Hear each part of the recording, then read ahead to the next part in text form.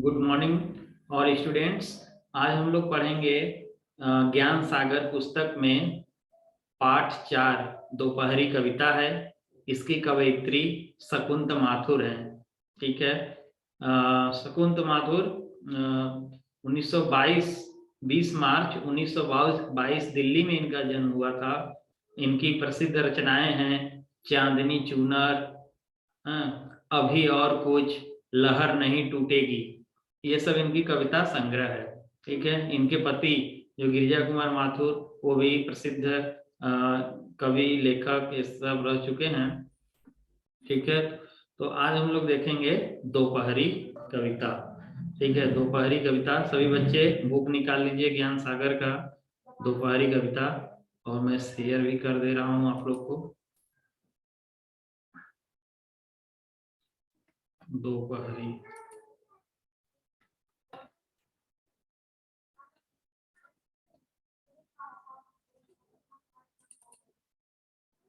चलिए दोपहरी कविता। ठीक है। दोपहरी कविता है। तो इसमें देखिए दोपहरी कविता, जैसे दोपहरी का मतलब क्या है, जो दोपहर का समय है ना। तो इसमें कवि जो है क्या कह रहा है कि इसमें गांव से संबंधित ना ग्रामीणों के वास्तविक चित्र को इसमें दर्शाया गया है ना। गरीब लोगों के, जो ग्रामीण गरीब लोग हैं, उनके चित्रों को यहाँ प्रदर्शित किया गया है दोपहरी कविता के माध्यम से ना।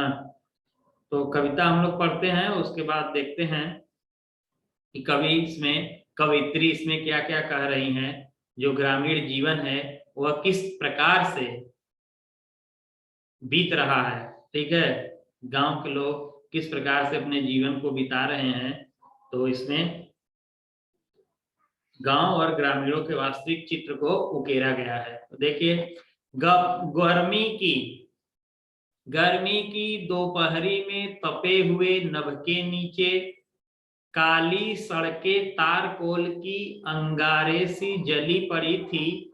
अछाह जली थी, पेड़ों की भी पत्ते झुलस गए थे। नंगे नंगे दीर्घकाय कंकालों से वृक्ष खड़े थे। हो अकाल के ज्यों अवतार, हो अकाल के ज्यों अवतार। ठीक है। तो यहाँ पर कवि ग्रामीण के वास्तविक चित्र को उकेरा है, ग्रामीणों के जीवन को।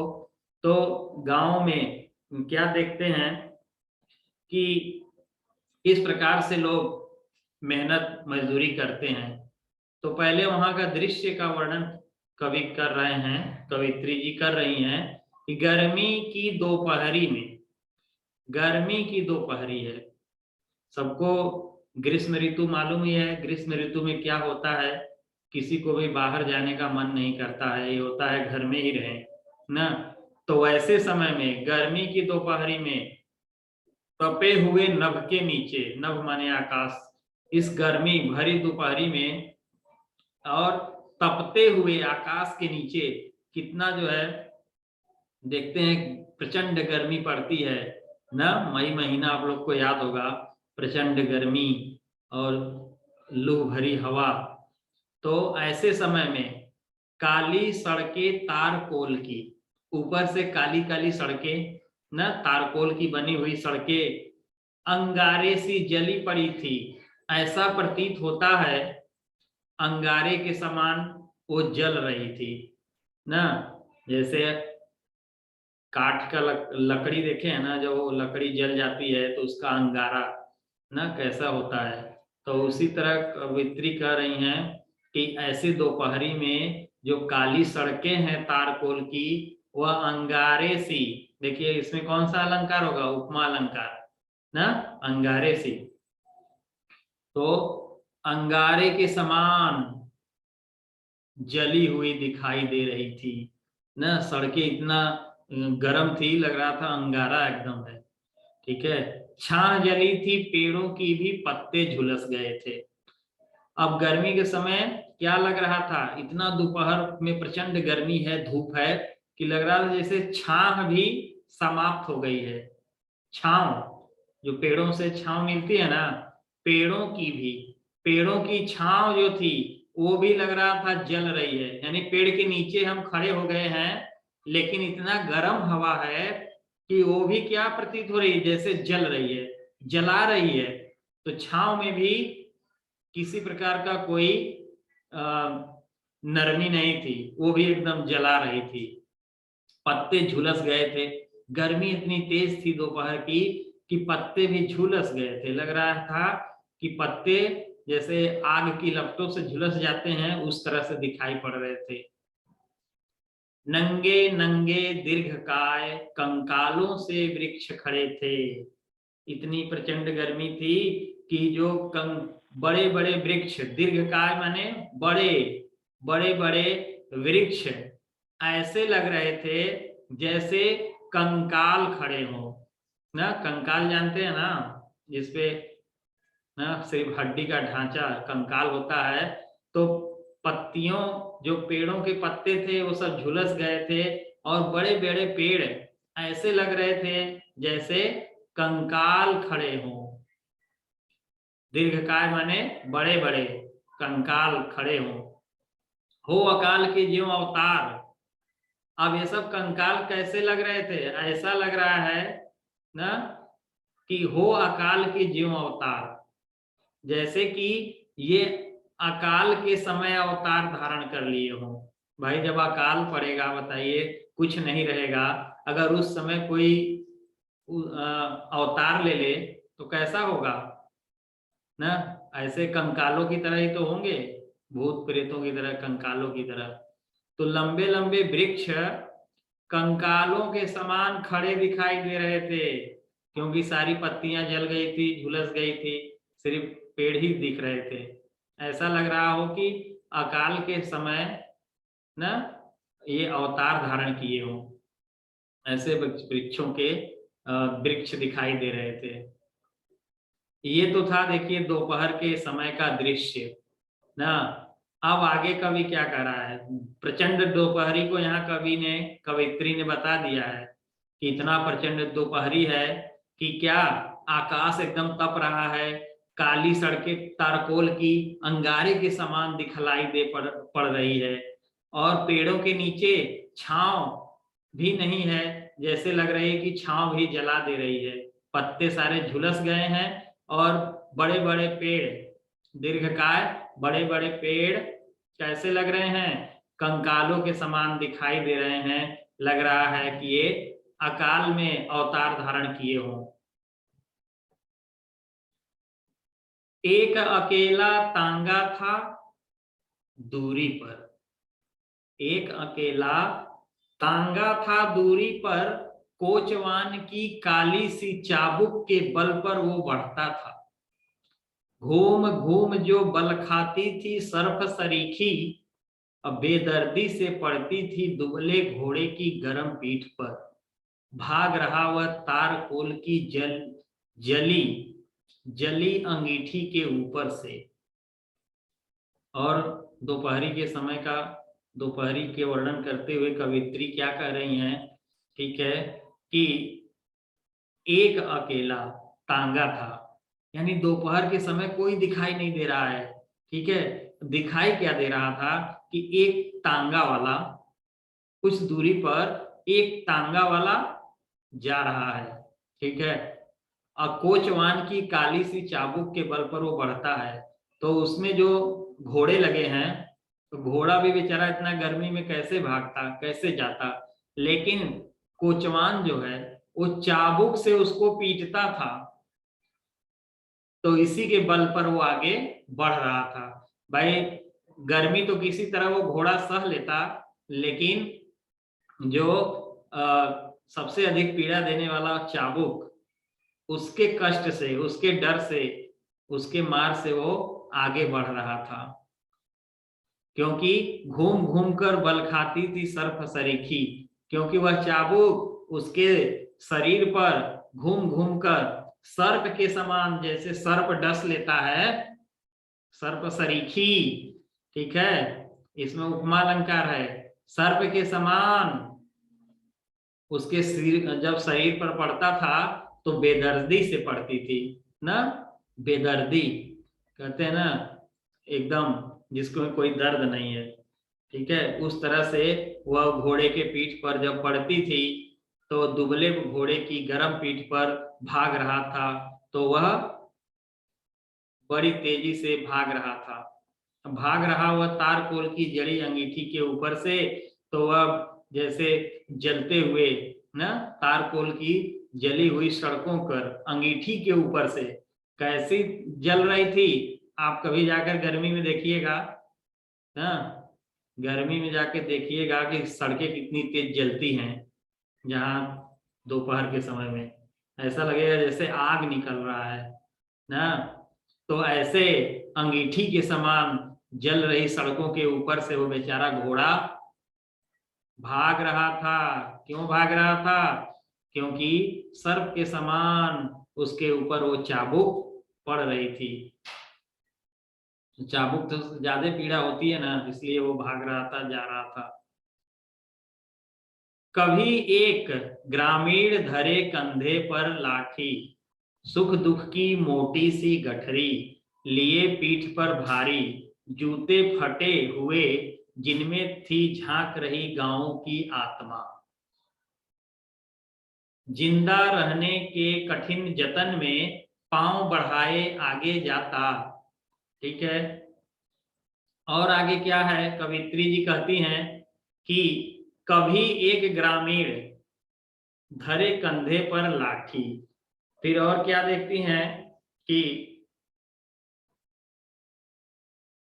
एक ग्रामीण अपने कंधे पर लाठी धारण किए हुए और सुख दुख की मोटी सी गठरी, और उसमें लाठी में क्या, कुछ सामान लिए हुए है सुख दुख की, यानी जो उसके सुख और दुख में काम आए, मोटी सी गठरी, एक मोटी सी गठरी अपने कंधे लाठी में लटकाए हुए, पीठ पर भारी, पीठ पर अपने टांगे हुए जा रहा है, ठीक है।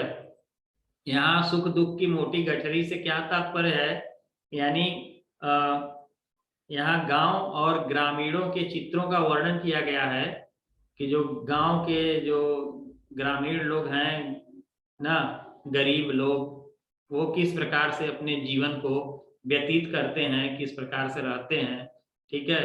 तो यह जो ग्रामीण है, गांव वाला, अपने भरी दोपहरी में अपने कंधे पर लाठी लिए हुए और उस लाठी में अपनी सुख दुख की चीजों को ना, गठरी को पीठ पर लिए हुए जा रहा है, जिसमें जूते फटे हुए, और उसके जूते भी फटे हुए हैं।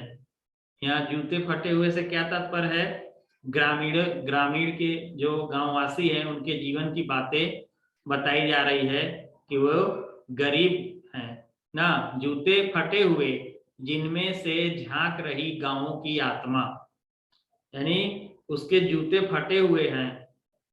ऐसा लग रहा है कि ये सब गरीब गांव वाले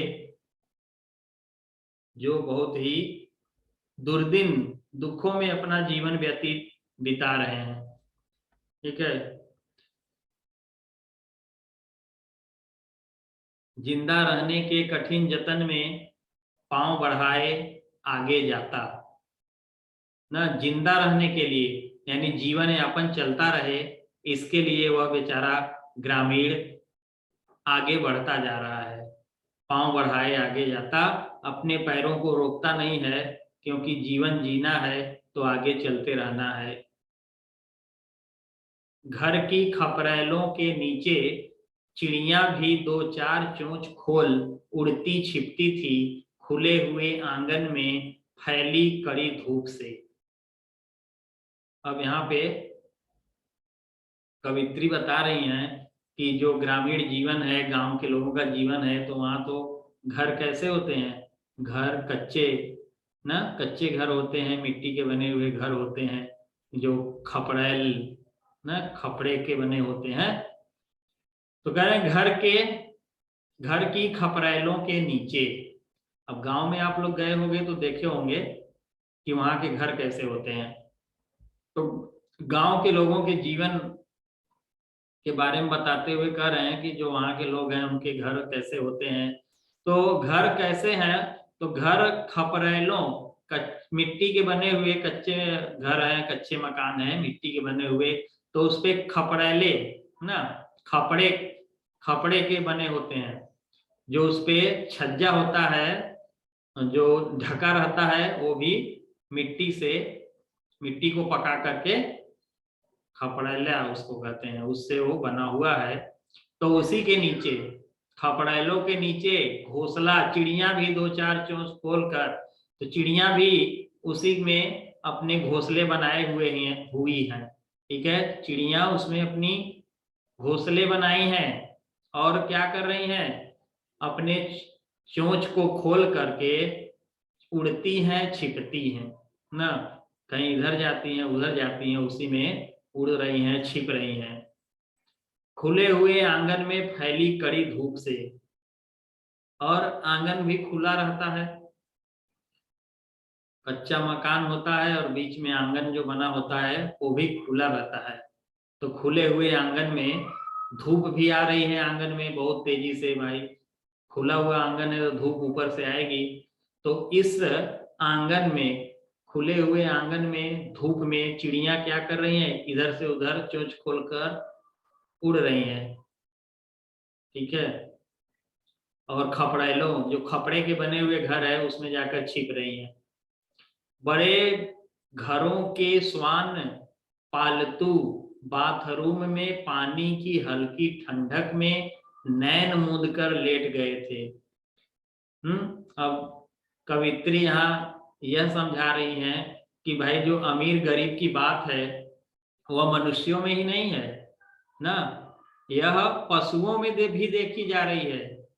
यानी जो पशु अगर किसी अमीर के घर हैं तो बड़े ठाट बाट से जीवन व्यतीत कर रहे हैं, और वहीं गरीब के घर है तो बेचारा जैसे गरीब मर रहा है वैसे उसके पशु भी हैं परेशान। तो यहाँ देखिए, बड़े घरों के श्वान, जो बड़े घरे के श्वान माने कुत्ते हैं, कुत्ते, श्वान माने कुत्ता होता है ना, पालतू कुत्ता।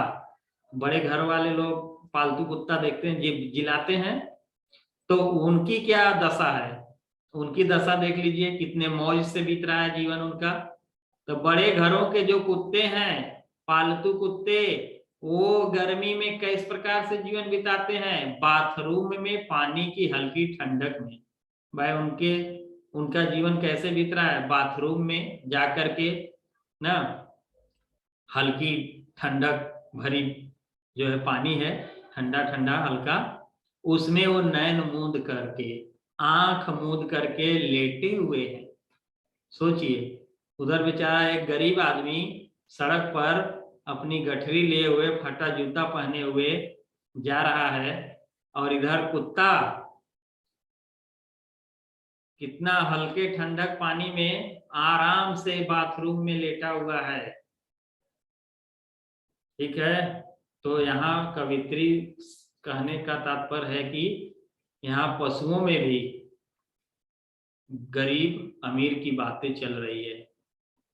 कोई बाहर नहीं निकलता, सांझ समय तक थप्पड़ खाने गरम हवा के, संध्या की भी चहल पहल ओढ़े थी गहरे सूने रंग की चादर गर्मी के मौसम में। कोई बाहर नहीं निकलता, इतनी प्रचंड गर्मी है, इतनी तेज धूप है और गर्म हवाएं चल रही है कि कोई बाहर नहीं निकल रहा है। अब गर्मी के समय में देखिए सब सूना सूना लगता है, कोई बाहर नहीं आपको दिखाई देगा सांझ समय तक। ठीक है, वो भी कहाँ पर, ग्रामीण जीवन की बात हो रही है। आप गांव में जाकर देखिएगा, जल्दी आपको कोई दिखेगा नहीं, कोई बाहर नहीं निकलता सांझ समय तक। अब इतनी तेज दोपहरी है, धूप है, गर्म हवा चल रही है कि सांझ, शाम हो गई है, लेकिन हवा उसी तरह जलती हुई हवा, गर्म हवा चल रही है। तो कोई बाहर भी नहीं निकल रहा है, शाम के समय भी कोई बाहर नहीं निकल रहा है, थप्पड़ खाने गर्म हवा की। यानी थप्पड़ खाने का मतलब क्या है, हवा के झोंके कौन खाने जाएगा, गर्म हवा के झोंके चल रहे हैं तो उसको बुरी असर उसका होगा, तो ऐसे गर्म हवा के झोंके खाने के लिए कोई नहीं जा रहा है। संध्या की भी चहल पहल ओढ़े थी गहरे सुने रंग की चादर। अब जो संध्या के समय चहल पहल होती है ना, शाम होता है तो भाई चहल पहल होने लगती है, चिड़िया है, पक्षी हैं, सब अपने नीड़ में घोंसले में जाते हैं, चहल पहल होती है, लोग शाम को भी बाहर निकलते हैं, मनुष्य भी।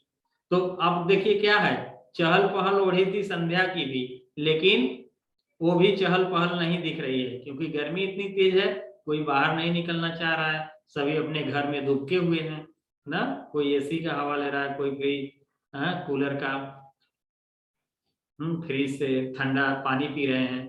तो भाई लेकिन यहाँ ग्रामीण जीवन कैसा है, उनके पास तो सब व्यवस्था नहीं है।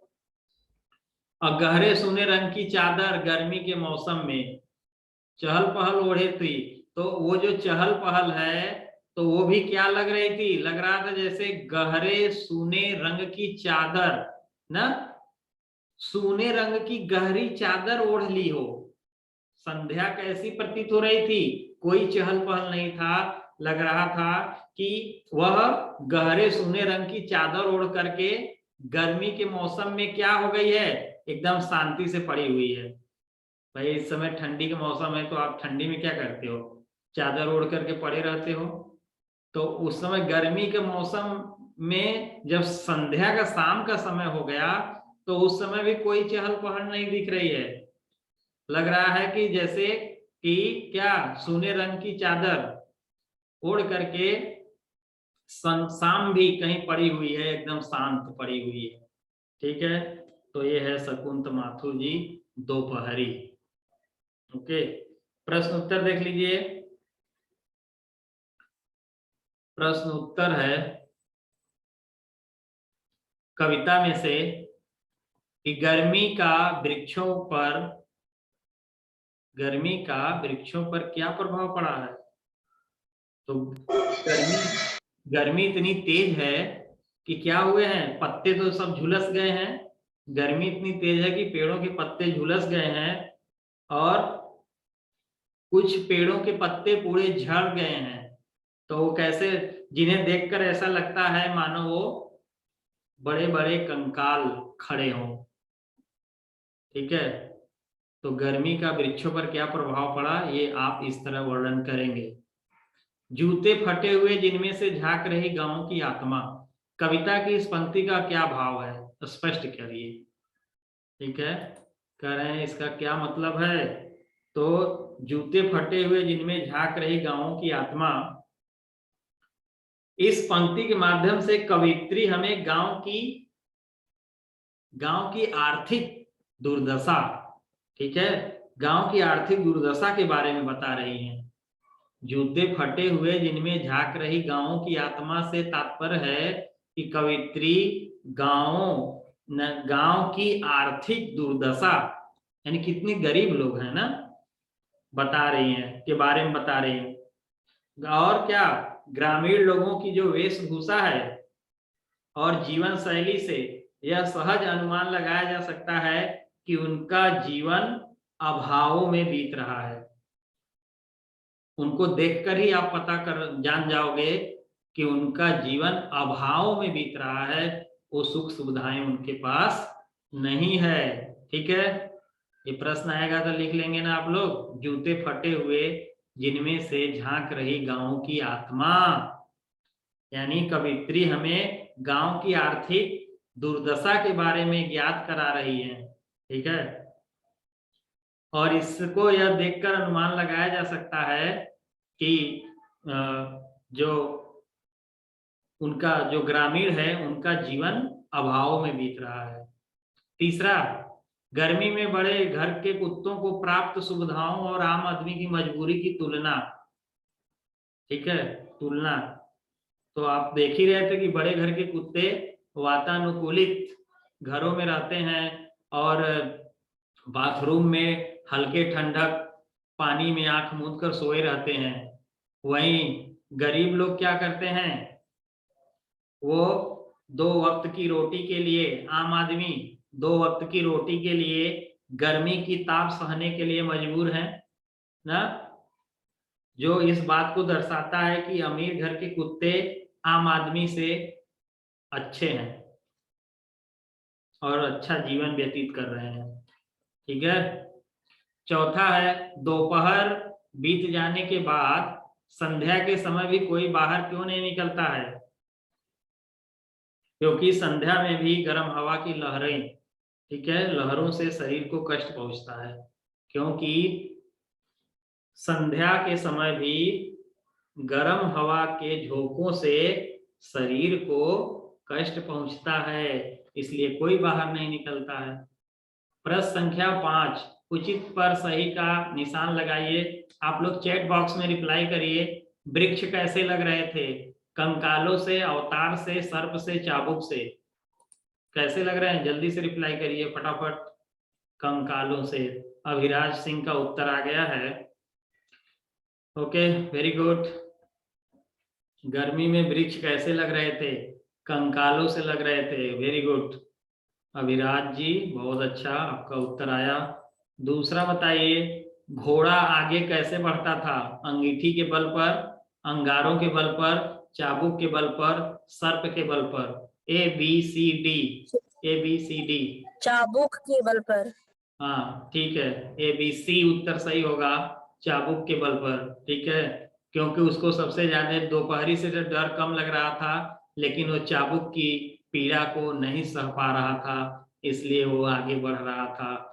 ग नंबर है, ग है कि ग है, संध्या की चहल पहल ने क्या ओढ़ लिया था? अंगारों की चादर, गहरे रंग की चादर, सूने रंग की चादर, गहरे सूने रंग की चादर? ABCD क्या होगा? गहरे सूने रंग। गहरे सूने रंग की चादर, डी नंबर सही है। ठीक है, चलिए कविता में दिए गए अंश को पढ़कर, अंशों को पढ़कर प्रश्नों के उत्तर दीजिए। कभी एक ग्रामीण धरे कंधे पर लाठी, ठीक है, वही सब चीजें हैं। ग्रामीण ने कंधे पर क्या उठाया हुआ था? ठीक है, तो इसको आप लोग लाठी के सहारे अपने कंधे पर एक गठरी उठा रखा है, ऐसा सब आप लोग कर ही लोगे बातचीत के लिए। बातचीत के प्रश्न है कि घोड़ा दोपहरी में भी आगे बढ़ने के लिए क्यों मजबूर था? क्योंकि उसकी पीठ पर चाबुक की मार पड़ रही थी, जो प्रचंड गर्मी से कहीं अधिक पीड़ादायक थी ना। दूसरा नंबर है, गर्मी की छुट्टियों में दोपहर के समय आप क्या करते हैं? जो ये तो चर्चा की बात है। ठीक है, क्या मानव समाज के समान पशु जगत के जीव भी अमीर गरीब की श्रेणी में आते हैं? तो बिल्कुल ठीक है। हाँ, तो गर्मी, मानव समाज के समान पशु जगत के जीव भी अमीर गरीब की श्रेणी में आते हैं, क्योंकि जिन पशुओं को घरों में पाला जाता है, अधिकतर यह देखा गया है कि उसके मालिक के पास अपार बहुत सा धन होता है, और इस वजह से वे भी अमीर की श्रेणी में आ जाते हैं ना। देखिए कुत्ते भी क्या AC वाले कार में घूमते हैं, तो बड़े घर के जो लोग हैं, तो ऐसे ही क्या पशु जगत के जीव भी अमीर गरीब की श्रेणी में आ जाते हैं। कविता दोपहरी के किस अंश को आपको प्रभावित किया? ठीक है, तो सबसे प्रभावित करने वाला अंश क्या था?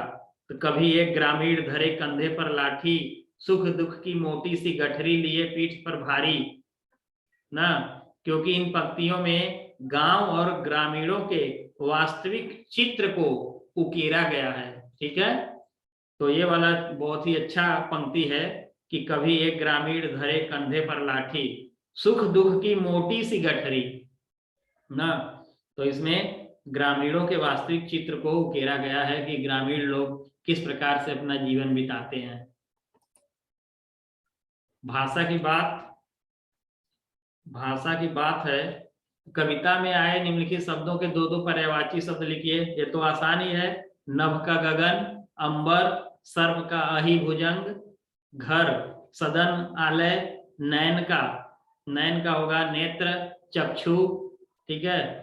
प्रश्न संख्या दूसरा है, कविता के आधार पर दिए गए विशेष शब्दों के लिए विशेषण लिखिए, ठीक है। सड़के के लिए आप विशेषण क्या लिखोगे? काली सड़कें, घोड़े के लिए दुबला घोड़ा, पीठ गरम पीठ, ग्रामीण एक ग्रामीण, गठरी मोटी गठरी, जूते फटे हुए, ठीक है। ये था आपका, और ये है जीवन मूल्य कि समाज में अमीर गरीब के भेदभाव पर चर्चा कीजिए और बताइए कि निर्धन वर्ग के विकास के क्या किया जा रहा है, विकास के लिए क्या किया जा रहा है, निर्धन वर्ग के विकास के लिए क्या किया जा रहा है, ठीक है। तो इस समय तो भाई समाज में सरकार की तरफ से अनेक योजनाएं भी चलाई जा रही है, ठीक है। आप लोग समझ रहे हैं ना। जैसे जन धन योजना है, इंदिरा आवास है, लाडली योजना है, मनरेगा योजना है, ये सब योजनाएं चलाई जा रही है कि जो गरीब है उनका थोड़ा विकास हो जाए, ठीक है। दूसरा है मनुष्य को जीवन में सुख के